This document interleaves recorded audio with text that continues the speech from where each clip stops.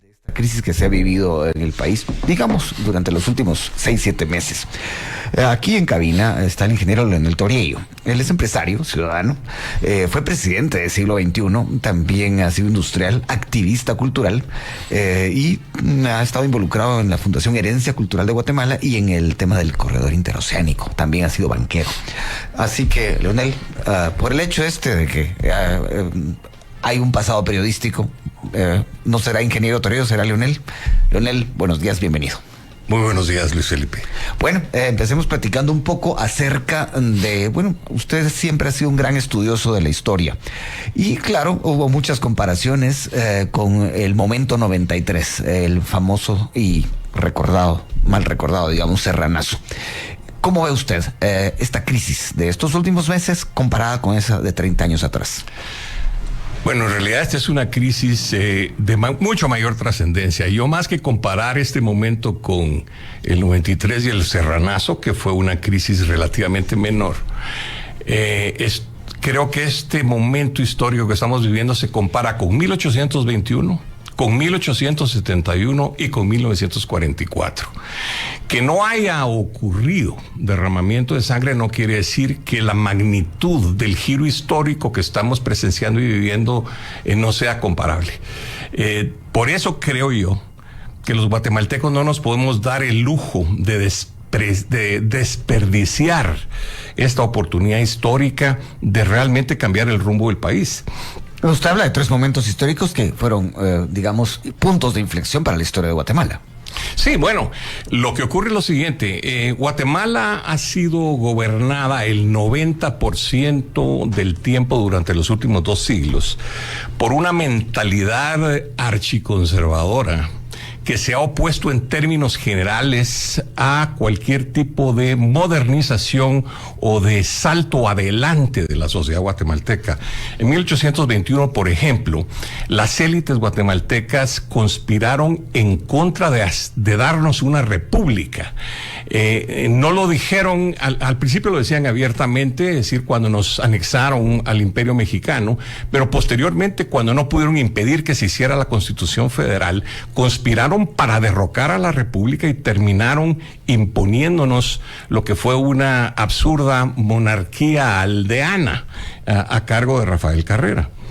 En 1871, otra vez las fuerzas progresistas de la sociedad guatemalteca demandaban cambios.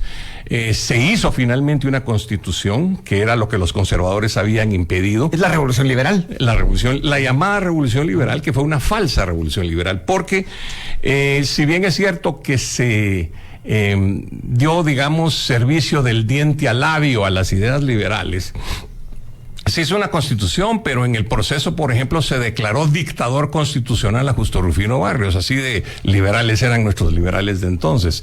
Además de eso, en realidad lo que hicieron fue corromper el régimen de propiedad privada que venía asociado a las ideas liberales de la época. Es decir, en otros países el régimen de mercado estaba contribuyendo a un desarrollo económico sin precedentes en el mundo, y entonces se quería hacer eso aquí.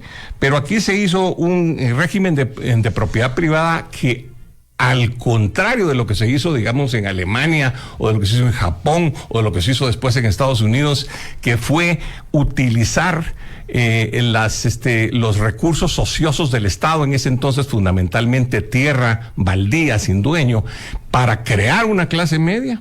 Aquí en Guatemala se utilizó el sistema para reforzar la estructura social feudal de la colonia, y se repartieron las tierras del país, las tierras ociosas del país, en un puñado de allegados al régimen. Entonces, y eso, por cierto, constituye la base socioeconómica fundamental, la matriz productiva fundamental de donde se deriva la sociedad guatemalteca hasta hoy. Las familias de abolengo en Guatemala tienen su origen no en la colonia, como muchos creen, porque la aristocracia colonial quebró y fue inclusive avasallada por sus rufianes de turno, los montañeses de carrera, y esos se volvieron la nueva aristocracia cuando se creó el registro de la propiedad y se sirvieron con la cuchara grande las tierras del país. Es decir, los banqueros de habido de entonces que habían financiado a los nuevos ricos carrereños, se convirtieron en cuna de nuevos ricos. Las casas comerciales de Herrera, de Samayoa y de La Radondo eran las entonces grandes casas comerciales. Crearon una nueva aristocracia de, digamos, políticos mestizos que se casaron con las hijas de la aristocracia de la Ñila arruinada. Esa es la base socioeconómica, la base social de la actual aristocracia guatemalteca. Pero en fin, en ese segundo momento, el deseo de modernizar a Guatemala se tradujo realmente en una versión tropical del capitalismo de plantación sureño. Aquí no se hizo la esclavitud, pero se modificaron las reglas laborales, la legislación laboral, para crear una servidumbre de facto en una gran proporción de la población. Se afianzó pues esa estructura bipolar que todavía conserva en buena medida la sociedad guatemalteca. Entonces el segundo momento se volvió a desperdiciar. Y Vamos al tercero. En el tercero hay quienes dicen que Guatemala entró al siglo XX en 1944. ¿Están exagerando o es cierto? No, efectivamente, digamos que el epílogo de la etapa liberal, entre comillas, fue que como esta nueva aristocracia liberal no logró construir la infraestructura socioeconómica que buscaban, los ferrocarriles, los telégrafos, los puertos, la inserción en el comercio internacional, por sí solos, con el ahorro nacional, porque esta era una sociedad atrasada e improductiva precisamente por no haberse modernizado. Pero entonces, como no conseguían el capital necesario, básicamente le entregaron el país a la inversión extranjera y a un puñado, entre los cuales destaca un norteamericano casado con la hija de un expresidente tico que se llamaba Minor Keith. Básicamente la fórmula fue: nosotros les damos tierras gratuitamente para que con eso usted siembre banano y con el flete del banano pague las inversiones necesarias para terminar de construir el ferrocarril, los telégrafos y los puertos. Y así pues se le entregó básicamente a la United Fruit Company el país y nos convertimos en una república bananera. Entonces, Guatemala era un país en donde una pequeña minoría vivía muy prósperamente, insertada a las corrientes del comercio internacional, que viajaba a Europa, a Estados Unidos, en fin, era una sociedad muy sofisticada y cosmopolita, pero asentada en una gran masa de siervos de facto, que eran los que producían la riqueza del país, y eso produjo la revolución del 44, que es el tercer momento. Entonces, efectivamente, lo que teníamos hasta antes de 1944 era un régimen con la máscara de liberal, con la máscara de modernidad, pero que escondía una realidad virtualmente feudal. Eso es lo que produjo la revolución, aquí como en muchos otros países de la América Latina que tienen trayectorias no tan disímiles de Guatemala, aunque Guatemala siempre ha sido el epítome del archiconservadurismo, de las formas más desnudas y más crudas de esta manera de pensar que realmente condena a la sociedad a esta estructura bipolar. Entonces sí, 1944 nos insertó en el siglo XX, porque el mundo estaba pasando por una lucha, o había terminado, recién terminaba una lucha entre las autocracias representadas por los regímenes fascistas de Italia, de España, de Japón mismo, y ya no digamos de la Alemania nazi. Bueno, que termina la Segunda Guerra Mundial al siguiente año, en 1945. Y de hecho hubo un esfuerzo de propaganda a nivel internacional glorificando las bondades de la democracia versus el autoritarismo.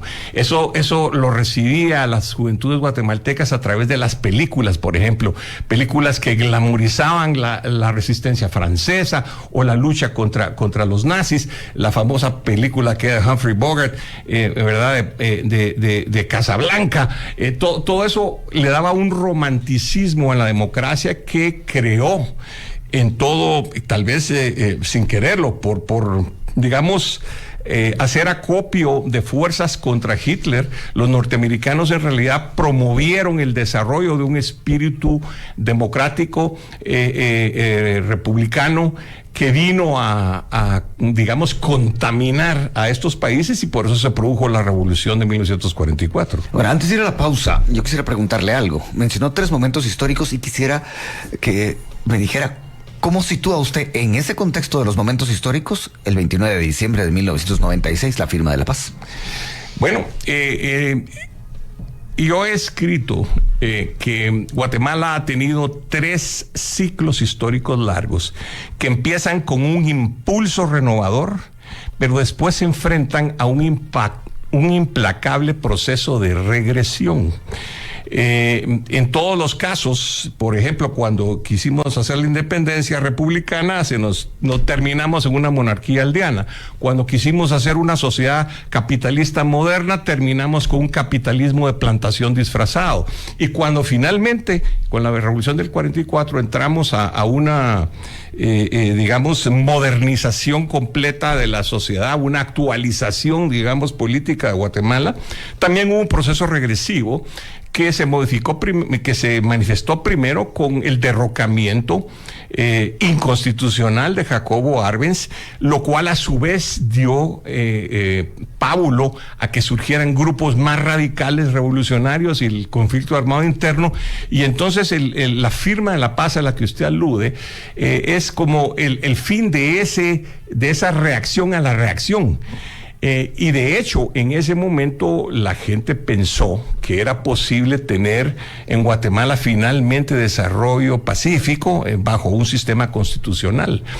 Pero el sistema en que se construyó esa paz, pues, digamos, la elaboración del andamiaje republicano se hizo con trampa, porque los, titiriteros que estaban detrás de la Constitución del 85 y en general de los poderes de Guatemala, eran 3 grupos que los voy a simplificar así: los grandes empresarios, los oficiales que habían ganado la guerra, y los operadores políticos, entre los que había exguerrilleros digamos que aceptaron unas nuevas reglas del juego. Ninguno de esos 3 grupos realmente creía en la democracia. Entonces crearon una democracia de fachada que da la impresión superficialmente que es una democracia, pero que tiene las trampas necesarias para que se termine siempre imponiendo la voluntad de la minoría sobre la mayoría. Y es lo que estamos viviendo hoy. Eso es lo que está terminando en el 2024. Eso es lo que se derrotó en el 2023. Esta democracia de fachada diseñada para que la voluntad de la minoría se le imponga a la mayoría, y por eso considero que este momento no lo podemos desperdiciar. Veo el reloj y todavía nos quedan un par de minutos, y usted hablaba de que este es un momento que hay que aprovechar, y recuerdo una frase de un historiador guatemalteco que decía que Guatemala es una colección de oportunidades perdidas. Me voy a remontar a 1963 y un apellido que en este momento es un apellido que hace noticia, el apellido Arévalo. En ese momento existía la posibilidad de que Juan José Arévalo pudiera participar en unas elecciones. ¿Usted cree que hubiera podido, a aquel momento, con democracia, haberse solventado esa diferencia que se dio en el 54? Lo que ocurrió en ese momento fue que vino Juan José Arévalo a Guatemala de incógnito, y eso provocó pánico en las élites guatemaltecas, que siempre ven en cualquier esfuerzo reformista un peligro de un desbocamiento hacia regímenes de izquierda radicales. Y entonces eso precipitó un golpe de Estado y precipitó en realidad el conflicto armado interno. Fue una reacción que de nuevo no permitió que se retomara el hilo constitucional que se rompió en 1954. Y el hilo constitucional que se rompió en 1954 tuvo el patrocinio de los norteamericanos, que en ese entonces estaban bajo el perverso influjo de la United Fruit Company. La United Fruit Company en su momento fue una de las empresas transnacionales más ricas y líquidas del mundo. Esa empresa estaba aterrorizada en el 52 y en el 53 porque vio que estaba surgiendo un candidato en el Partido Republicano que era Douglas MacArthur, quien había hecho en el Japón, en Taiwán y en Corea del Sur una reforma agraria capitalista, precisamente para evitar que ahí las ideas comunistas tuvieran mercado. Él hizo unas reformas, digamos, capitalistas, reformas agrarias capitalistas, y esa es la base, el despegue de estos tigres del Oriente. Crearon una clase media inmensa, como había hecho Lincoln en Estados Unidos a mediados del siglo XIX, y entonces eso creó la posibilidad de una expansión industrial y de convertirlas en países del primer mundo. Entonces, si MacArthur llegaba a la presidencia, ellos temían que en todas las tierras que tenía la United Fruit Company en América Latina, que eran no solo Guatemala, estaban metidos en Honduras, estaban metidos en El Salvador, en Costa Rica, en Colombia, en Jamaica, en muchos lugares, ellos temían que una presidencia de MacArthur se hubiera inclinado hacia ese tipo de reformas capitalistas. Lo combatieron y pusieron a Eisenhower. Bueno, ¿la reforma agraria de Arbenz era capitalista? ¿O no? Los propósitos de Arbenz, según su discurso inaugural, eran de crear una sociedad capitalista moderna, pero él estaba aconsejado por digamos, leninistas tropicales que lo confundieron, y él efectivamente, en vez de crear, como hizo Abraham Lincoln o como hizo MacArthur en el Pacífico, muchos pequeños propietarios, él se inclinó por soluciones colectivistas inspiradas en el coljós soviético y en el, digamos, ejido cardenista mexicano, que no conducían realmente al milagro económico que sí se produjo en esos otros países. Entonces, efectivamente, yo creo que Arbenz acertó en el diagnóstico, pero erró con la receta. Y entonces eso además produjo la ira de la United Fruit Company, que sí ganó las elecciones con Eisenhower, que como premio por haber ayudado a Eisenhower le dieron la jefatura de la CIA a Allen Dulles, a su hermano John Foster Dulles le dieron el Departamento de Estado, y a Henry Cabot Lodge, todos ellos accionistas y consejeros de la United Fruit Company, le dieron el puesto de embajador de Estados Unidos frente a las Naciones Unidas, quien después, cuando ellos intervinieron en Guatemala, fue sumamente útil para el movimiento golpista de los Estados Unidos. Pero entonces, esta reacción en contra de este proceso reformista, que en el caso de Guatemala se había empezado a desviar, digamos, de la ruta exitosa, pero que el propio sistema democrático, el propio proceso democrático podría haber corregido para convertirlo efectivamente en la creación de una gran masa de pequeños propietarios. En vez de hacer eso, lo que tuvimos que vivir fue una interrupción del hilo constitucional, el derrocamiento por la fuerza, con el apoyo de Estados Unidos abierto, con aviones, con emisoras de radio, con distribución de volantes, con amedrentamiento de oficiales del ejército, en fin, una intervención burda en Guatemala. Derrocaron al gobierno de Arbenz y gestaron una tragedia de enfrentamientos no resueltos que ahora, en el 2024, los guatemaltecos podemos resolver definitivamente, a mi juicio. Tenemos que ir a la pausa, pero adelanto algo. Claro, hay quienes están pensando en este momento, bueno, ¿y los Estados Unidos qué les pasó? Porque ahora cambiaron de lado, piensan algunos. Otros dicen, siguen siendo injerencistas. Muchas cosas. Podemos platicar con Leonel Torello, por favor, quédese aquí.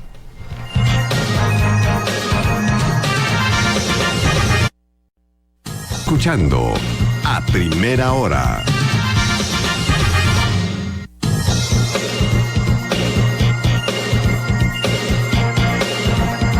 9 de la mañana, 29 minutos. La idea de esta charla era realmente escuchar una visión histórica en la cual podrían estar de acuerdo unos y otros no.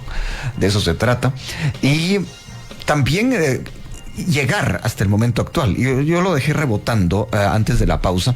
Recuerdo que está aquí con nosotros Leonel Torello, es industrial, ciudadano, fue presidente del siglo XXI, ha tenido contacto sobre todo con el tema de la historia. Bueno, muchas cosas se pueden decir de Leonel Torello, y es estudioso de este tema. Y Leonel, yo le decía a usted que, bueno, muchos que estaban escuchando seguramente pensaban, bueno, ¿qué pasó con Estados Unidos? Y pongámoslo de manera muy, digamos, muy directa. En 1954 había una facción ideológica que decía, Decía, Estados Unidos nos está invadiendo, está haciendo una injerencia directa en nuestra democracia y lo rechazaban. Eso pasa ahora también. Hay gente que dice que Estados Unidos se está metiendo de más. ¿Qué opina usted? Bueno, en primer lugar hay que señalar que Estados Unidos no es un ente monolítico que siempre tenga una postura consistente. Como es una democracia, hay distintas corrientes de opinión que se ponen, digamos, dominantes en un momento y que después se den ese dominio. De hecho, estamos viviendo en estos momentos en Estados Unidos el caso clásico de digamos, bandajes entre un extremo y el otro. Lincoln, por ejemplo, fue un agrarista, fue un hombre amigo de darle a las masas desposeídas acceso. Republicano, por cierto. Sí, y era el fundador, pues prácticamente el fundador del Partido Republicano, su primer presidente. Entonces, Estados Unidos nunca ha tenido, digamos, una postura completamente consistente a lo largo del tiempo, porque es una democracia en la que las fuerzas políticas oscilan. En el 54, como ya mencioné, en Estados Unidos la United Fruit Company tuvo una influencia desproporcionada y logró hacer que sus políticas, sus intereses fueran instrumentalizados a través del Departamento de Estado y en general del gobierno de Estados Unidos. Y en ese sentido, pues fueron los que auspiciaron realmente el golpe. Ellos convencieron a Eisenhower, que según revela una entrevista que tuvo con Winston Churchill en la Casa Blanca, ni siquiera sabía realmente dónde quedaba Guatemala. Es decir, era un personaje al que Guatemala no le movía mayor cosa. Pero teniendo a estos allegados a él ahí, fue que Estados Unidos tuvo esa postura que se aparta de la tradición democrática y de república institucional que tradicionalmente había dominado el pensamiento de Estados Unidos en el siglo XIX. O sea que más bien 1954 es una aberración. Yo diría que el gobierno actual de Estados Unidos tiene un consenso bipartisano de que ya se cansaron de enviar ayudas, es decir, recursos proveídos por sus contribuyentes para ayudar al desarrollo de estos países, y ver que aquí los gobiernos ladrones de estos países utilizan esos recursos para enriquecerse y que este país no progresa como muchos otros de América Latina, y lo que ocurre entonces es que la gente desesperada va a buscar trabajo a Estados Unidos. Entonces ahorita hay un consenso bipartisano en Estados Unidos de que es necesario acabar con la corrupción en estos países. Eso se rompió con Donald Trump, que es un personaje de fábula y que no quiero ahorita perder tiempo con él, pero que es digamos, pero que podría regresar bueno, el año entrante. Esperamos que no, esperamos que prevalezca la cordura como prevaleció aquí en Guatemala. Les estamos dando un buen ejemplo. Trump fue un pésimo ejemplo para este pacto de corruptos que aquí en Guatemala se ha ensoberbecido y ha buscado inspiración en personajes como él. Pero en fin, el hecho es que Estados Unidos pues no tuvo siempre la misma política. Ahorita estamos retornando, digamos, a una postura más normal para Estados Unidos, que es avalar los procesos democráticos, estar del lado de las fuerzas democráticas y no de las fuerzas autocráticas. Pero eso no siempre ha sido así. 54 fue esa diferencia. Ahora, y yo quiero volver a... Si hubiese podido lograr, digamos, la toma de posesión, evitar lo que muchos describen como un golpe de Estado en camino, en ciernes, estoy hablando de los últimos 6 meses, sin el apoyo de Estados Unidos y de la Unión Europea, por ejemplo. Bueno, yo creo que hay aquí una serie de factores que han erosionado el poder de ese pensamiento ultraconservador que se impuso el 90% del tiempo durante los últimos 200 años en Guatemala. Y son 3 factores claramente identificables. En primer lugar, el régimen guatemalteco conservador, el régimen guatemalteco, digamos, opositor por sistema a la modernización de Guatemala, ese régimen contaba con 3 cosas con las que ya no cuenta. En primer lugar, contaba con el control de la opinión pública. En la Guatemala, desde hasta hace muy poco, sencillamente era cuestión de presionar a 4 o 5 dueños de medios de comunicación y lo que no quería el gobierno que se supiera no se sabía. En cambio, hoy la revolución tecnológica, la internet, las redes han hecho eso imposible. Se salió el genio de la botella. El electorado tiene muchas fuentes de información, de opinión. No se puede controlar la opinión pública. Ese es un gran cambio. Eso explica el tema. En segundo lugar, efectivamente, este cambio en la dirección de la presión norteamericana. Los norteamericanos nos espían y nos escuchan desde que construyeron el Canal de Panamá. Y en general, en los últimos años, los Estados Unidos habían sido apuntaladores del régimen de turno, porque preferían la estabilidad de un régimen, por criticable que fuese, a la expectativa angustiosa de ver qué iba a pasar si entraba un gobierno radical. Sin embargo, este consenso republicano este consenso bipartisano al que hice alusión hace poquito, en el sentido de que están convencidos de que su poder de contener la migración a Estados Unidos se ve erosionado porque toda la ayuda que ellos dan, buena parte de esa ayuda se la terminan robando los gobernantes, ha hecho que cambie la actitud de Estados Unidos, y entonces toda esa inteligencia que antes estaba a disposición del régimen ahora está en contra de ella.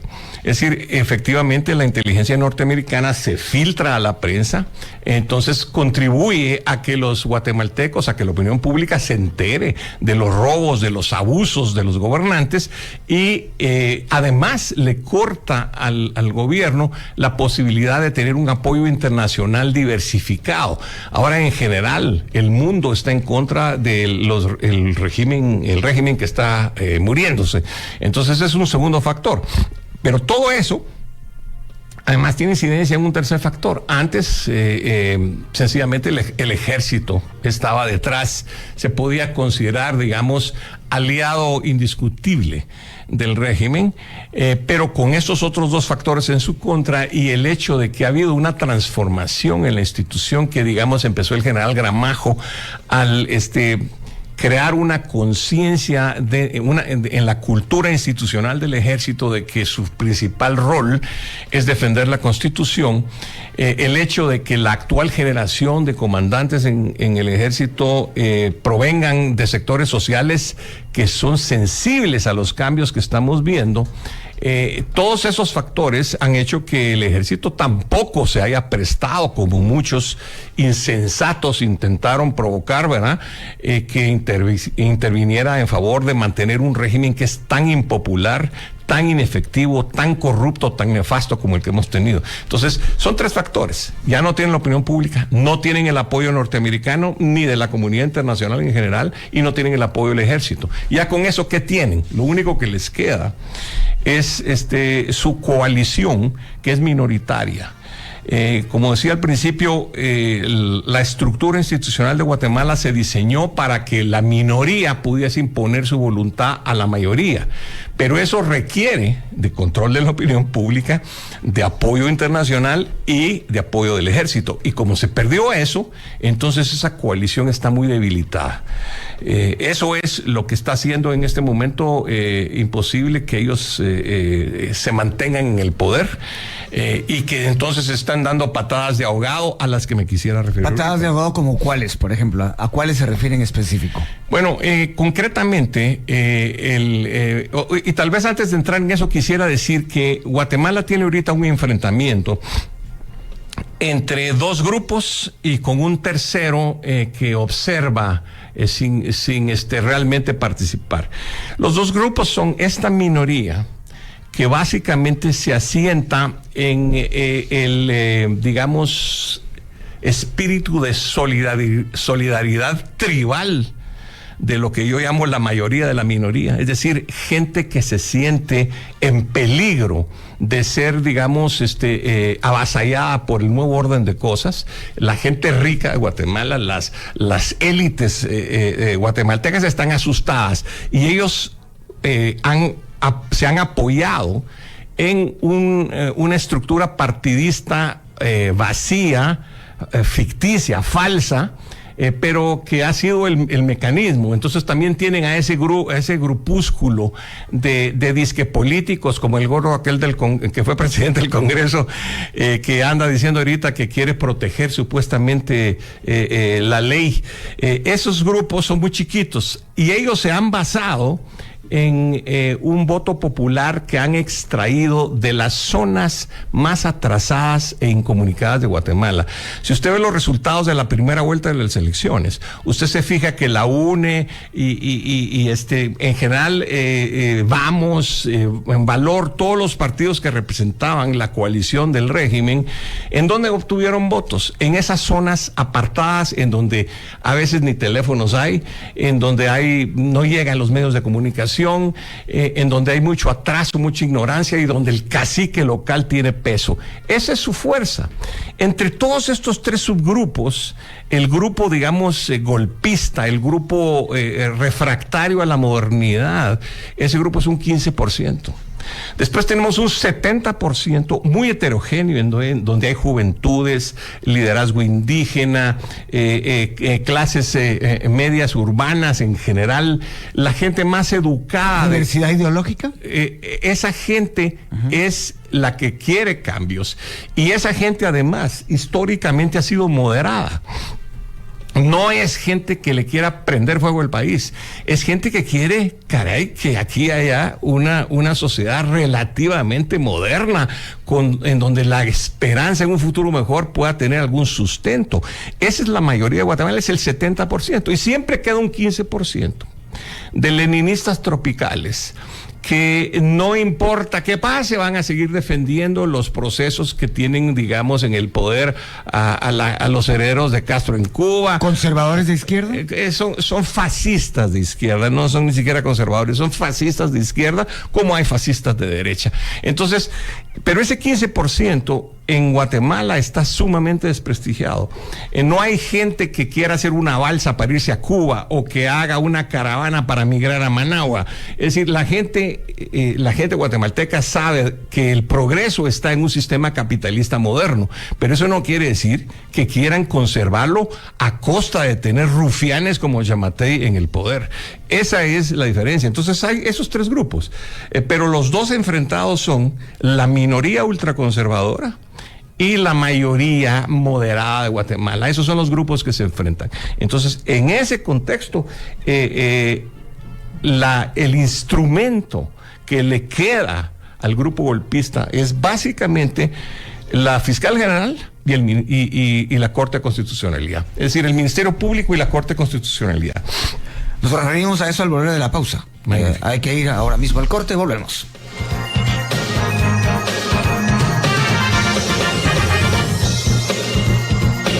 Aprovecha los precios exclusivos solo para ti con los favoritos de Credicimán, vigentes del 16 al 31 de enero. Conoce más en simán.com.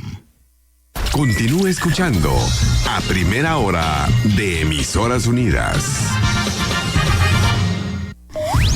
Si lo escuchó en Emisoras Unidas, la noticia está confirmada. Emisoras Unidas, primera en noticias, primera en deportes.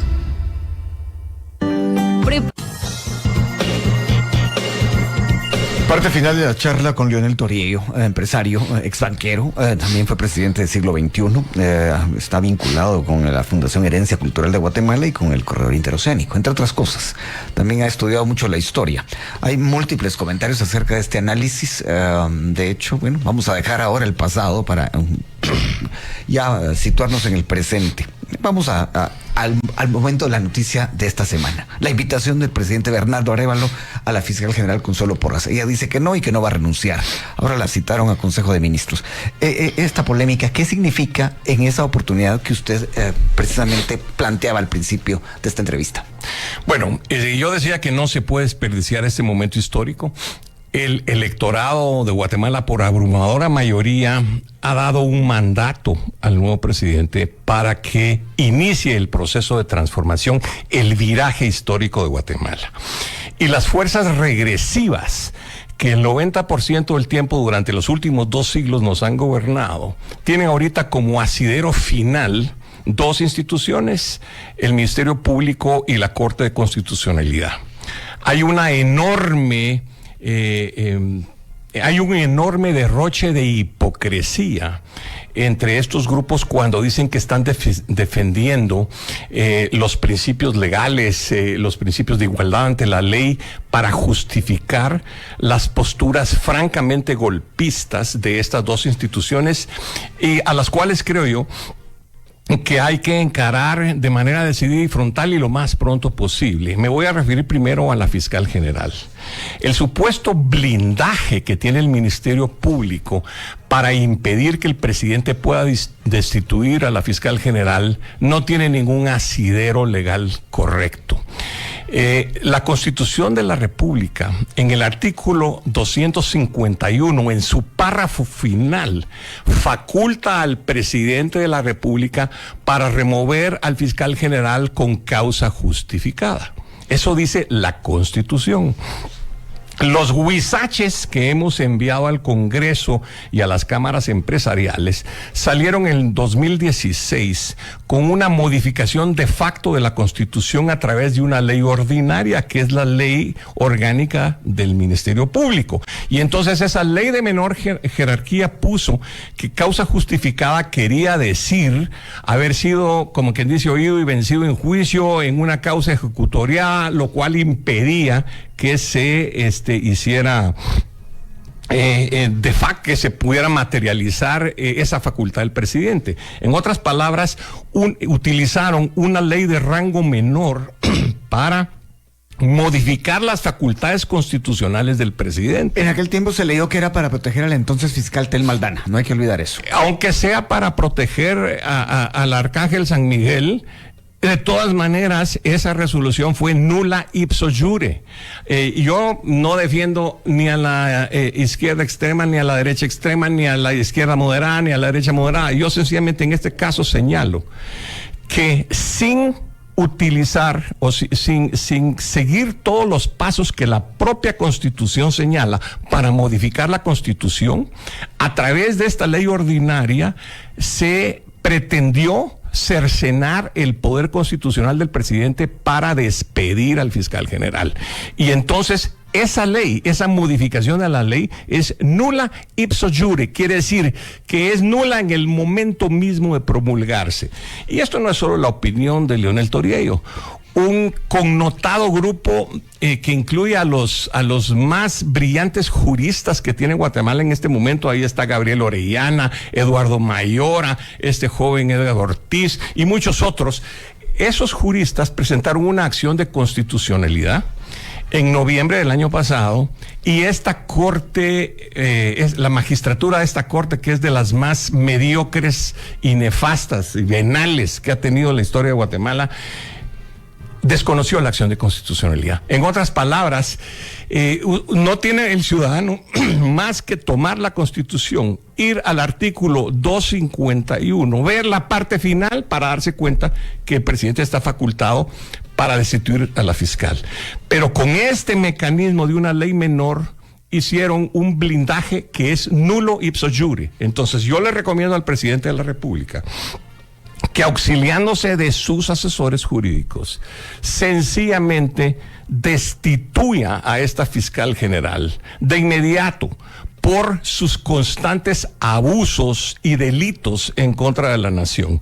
Y si hay resistencia, que mande a la fuerza pública y la encauce a los tribunales correspondientes.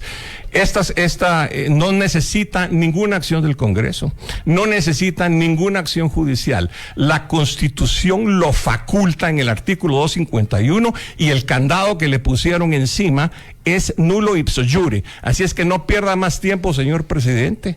Haga lo que el pueblo, la inmensa mayoría del pueblo demanda: destituya a esta nefasta señora de inmediato.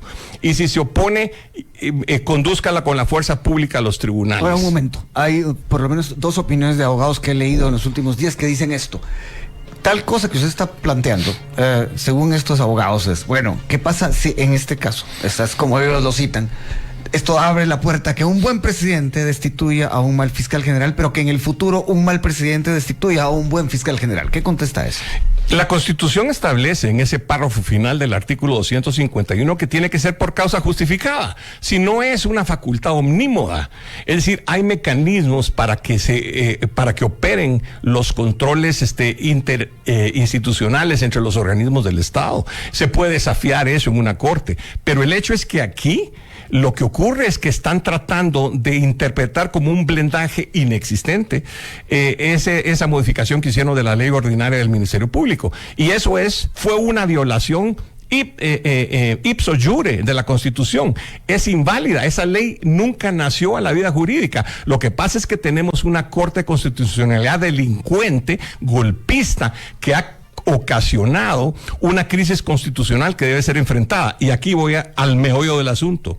El problema aquí es que tenemos una Corte de Constitucionalidad golpista, una Corte de Constitucionalidad que suscribe el pensamiento de que la Constitución no dice lo que dice, sino que la Constitución dice lo que la Corte quiere que diga. Eso no es así. Hay ciertos principios de ley natural, de lógica elemental, que evidencian que la postura de la actual magistratura de la Corte de Constitucionalidad es una postura golpista y por consiguiente debe ser ignorada y se deben de acelerar los procesos para su defenestración, todos los procesos legales que la misma Constitución establece. Perdón que lo interrumpa, pero habrá gente que lo esté escuchando y diga, sí, muy bonito, pero eso puede ser también abrirle la puerta a una dictadura. ¿Qué opina de eso? Porque vuelvo a insistir, la Constitución establece los mecanismos razonables. Lo que pasa es que aquí hemos construido un sistema político lleno de trampas, destinado o concebido para imponer la voluntad de la minoría a la mayoría. Aquí sencillamente, yo le voy a poner el caso específico, en el caso del Congreso, por ejemplo, esta suspensión del partido Semilla es una aberración antijurídica que solo huizaches de primer grado podrían desconocer. Realmente, la Constitución establece que el Tribunal Supremo Electoral es un órgano independiente, no supeditado a ningún otro órgano del Estado, y es el único que está facultado para resolver en materia electoral. Ese Tribunal Supremo Electoral le dio credenciales de diputados a todos los electos por el partido Semilla, y entonces no pueden argumentando que un tribunal de segunda categoría en una jurisdicción que no es electoral pueda invalidar el proceso electoral. Y la Corte de Constitucionalidad, al estar avalando esas acciones, está actuando inconstitucionalmente, es decir, está faltando a su mandato primario. Como consecuencia, es una Corte Constitucional que no debe ser tolerada, debe ser ignorada, de la misma manera que el gobierno de la República, el Ejecutivo, debe de ignorar el supuesto candado para despedir a la fiscal general. También el Congreso de la República debe de ignorar a la Corte de Constitucionalidad cuando se está entrometiendo en materia que solo compete al Tribunal Supremo Electoral. El organismo legislativo debe darle posesión a todos los diputados de Semilla e ignorar a la Corte de Constitucionalidad. Esta Corte, ¿qué puede hacer? ¿Se va a parar de cabeza? ¿Les va a sacar la lengua? La Corte Constitucional no comanda a las fuerzas del ejército, no comanda a las fuerzas de la policía. Entonces es sencillamente un contrapeso de tipo jurídico y constitucional del cual ha abusado y por consiguiente se le debe desconocer. Y mientras más pronto empecemos el proceso de cercenar esas trabas absurdas y tramposas de parte de estas dos instituciones, más rápido va a progresar el país. La verdad es que por razones de reloj hay que dejarla acá. Un minuto para conclusiones. ¿Qué sacamos en limpio de lo que hemos conversado acá? Yo le voy a dejar dos pensamientos, uno al presidente y uno al Congreso. Esta Corte está actuando, esta Corte de Constitucionalidad, esta magistratura de la Corte de Constitucionalidad está actuando inconstitucionalmente, de manera que no puede ser tolerada, debe ser ignorada. La fiscal general debe ser removida por el presidente conforme a sus facultades eso constitucionales. ¿Romper el orden constitucional? No está rompiendo el orden constitucional. La que está tratando de romper el orden constitucional es la Corte de Constitucionalidad. El presidente está facultado por el artículo 251 de la Constitución para despedir a esta señora, y además el Congreso también está facultado para ignorar a la Corte, que no puede legislar, y darle posesión a los diputados según lo resolvió en ley el Tribunal Supremo Electoral. ¿No hay un camino político para lograr tal cosa? ¿Esas invitaciones del presidente a la fiscal general, por ejemplo? No cabe duda que Guatemala tiene la suerte de tener un presidente culto, inteligente, civilizado, que ha tratado de hacer las cosas de la manera más amistosa y conciliadora posible.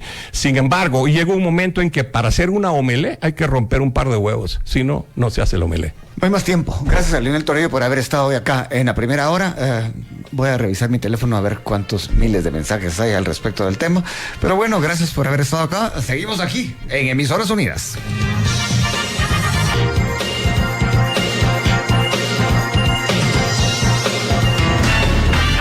En Escuintla, con su